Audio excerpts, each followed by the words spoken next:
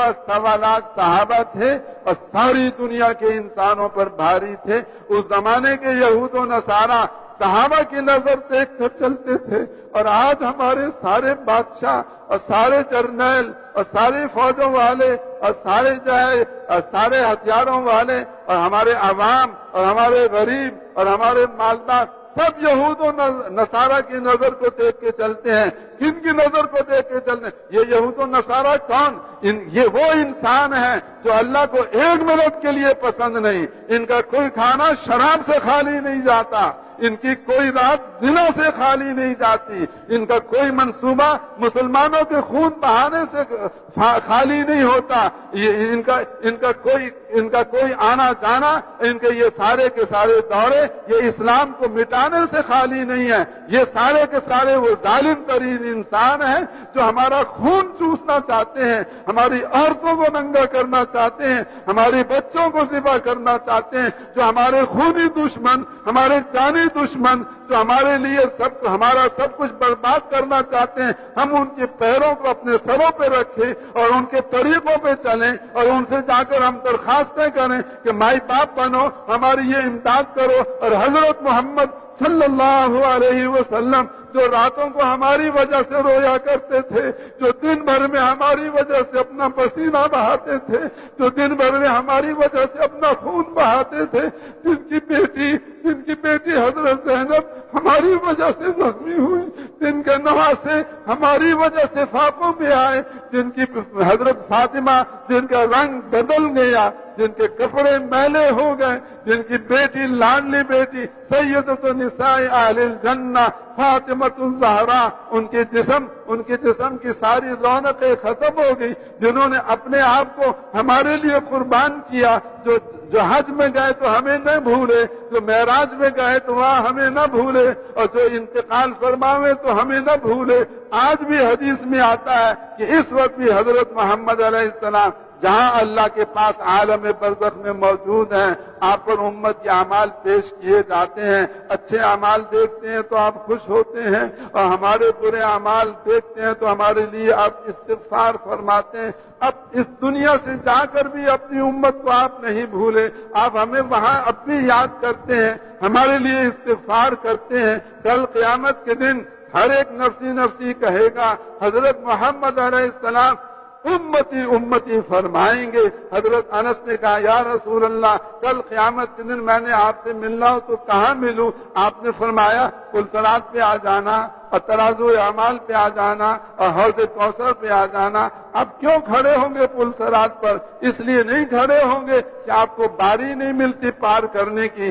آپ پار کرنا چاہیں تو سب سے پہلے پار کر سکتے ہیں۔ آپ کیوں کھڑے ہوں گے پلسرات پر؟ اس لیے کھڑے ہوں گے تاکہ میرا کوئی امتی اس پلسرات سے گر کر دوزخ میں نہ چلا جائے، اس لیے آپ وہاں کھڑے ہوں گے۔ آپ کیوں کھڑے ہوں گے ترازو اعمال پر؟ اس لیے نہیں کھڑے ہوں گے کہ میرے اعمال تولے جائیں، آپ اس لیے کھڑے ہوں گے تاکہ میرے کسی امتی کے گناہ اس کی نیکیوں سے زیادہ نہ ہو جائیں۔ آپ کیوں کھڑے ہوں گے حوض کوثر پر؟ اس لیے نہیں کھڑے ہوں گے کہ میں حوض کوثر کا پانی خود پیوں، اس لیے کھڑے ہوں گے کہ میری امت آتی جائے اور میرے ہاتھ سے حوض کوثر کا پانی پیتی جائے۔ تو وہ حضرت محمد علیہ الصلوۃ والسلام جنہوں نے اپنی دنیا کی زندگی ہمارے لیے قربان کی، جنہوں نے مرتے دم ہمیں یاد رکھا، جو آج بھی ہماری یاد میں مگن ہیں اور قیامت کے دن بھی ہمیں نہیں بھولیں گے۔ ہم نالائق امتیوں نے حضرت محمد علیہ السلام کو بھلا دیا، ان کو اپنی زندگی سے نکال دیا۔ ہمارا دکاندار کہتا ہے جیسے امریکن دکان چلائیں گے ہم ایسے دکان چلائیں گے، ہمارے کارخانے والے کہتے ہیں جیسے جاپان کے کارخانہ چلائیں گے ہم اپنے کارخانے کو ویسے چلائیں گے، ہمارے زمیندار کہتے ہیں جیسے آسٹریلیا والے زمیندارہ چلاتے ہیں ہم اپنا زمیندارہ ویسے چلائیں گے، ہماری حکومت والے کہتے ہیں جیسے یورپ والے حکومت چلاتے ہیں ہم ویسے اپنی حکومت چلائیں گے۔ ایک بھی پھوٹے منہ سے حضرت محمد علیہ السلام کا نام نہیں لیتا اور ایک بھی پھوٹے منہ سے حضور صلی اللہ علیہ وسلم کا نام نہیں لیتا، یہ اتنا بڑا ظلم ہے ہماری طرف سے اپنی جانوں کے اوپر کہ ہم ساری کے سارے مسلمان آج اس بات کے حقدار ہو چکے ہیں کہ ہمیں ختم کر دیا جائے اور اس دنیا سے ہمارا پتہ بھی کاٹ دیا جائے، لیکن آج ہم باقی ہیں، آج ہم باقی ہیں اپنے کسی عمل کی وجہ سے نہیں، ہم اس لیے باقی ہیں کہ حضرت محمد علیہ السلام رو رو کر اللہ سے منظور کرا گئے کہ میری امت کتنی بگڑ جائے اور کتنی خراب ہو جائے، ان کو ایسا نہ ہو کہ یہ سارے قتل ہو جائیں،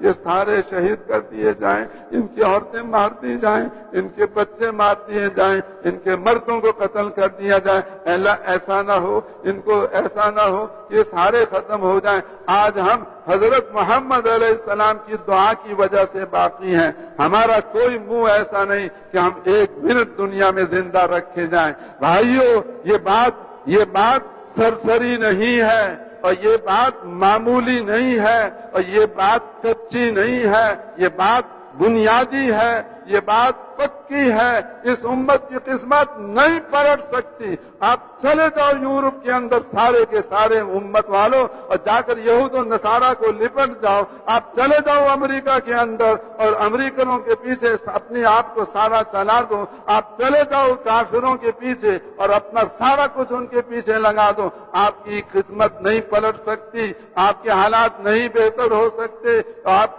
کا دامن پاک نہیں ہو سکتا، آپ کی پریشانیاں دور نہیں ہو سکتی۔ دور ہونے کا ایک راستہ اللہ کو راضی کرنا، اللہ کو راضی کرنے کے لیے ایک راستہ دعوت خداوندی میں چلائیں اور عبادت خداوندی میں چلائیں اور خلافت خداوندی میں چلائیں۔ اس پر اگر آج مسلمان آ جائیں اور پچھلے کو اللہ سے معاف کرا لیں، آئندہ کے لیے اپنی ساری زندگی عبادت میں لگائیں، ساری زندگی خلافت خداوندی میں لگائیں، ساری زندگی اور دعوت خداوندی میں لگائیں، اگر یہ پچھلے پہ توبہ کر لیں اور آئندہ ادھر چلنے کا ارادہ کر لیں تو اللہ تعالیٰ آج کے مسلمانوں کو ایسے عروج عطا فرمائے گا جیسے صحابہ کرام کو عروج عطا فرمایا تھا، اور تمام مادہ پرست اور مخلوق سے متاثر ہو کے چلنے والے اور دنیاوی ساز و سامان میں ہم سے آگے نکلنے والے، ان سب کو اللہ ہمارے قدموں کے نیچے لائے گا، جیسے اللہ نے کفار اس زمانے کے کفار کو صحابہ کے قدموں کے نیچے کر دیا تھا۔ تو میرے بھائیوں اور دوست اور بزرگوں، بولو اس کے لیے کون لگائے گا اپنی ساری زندگی؟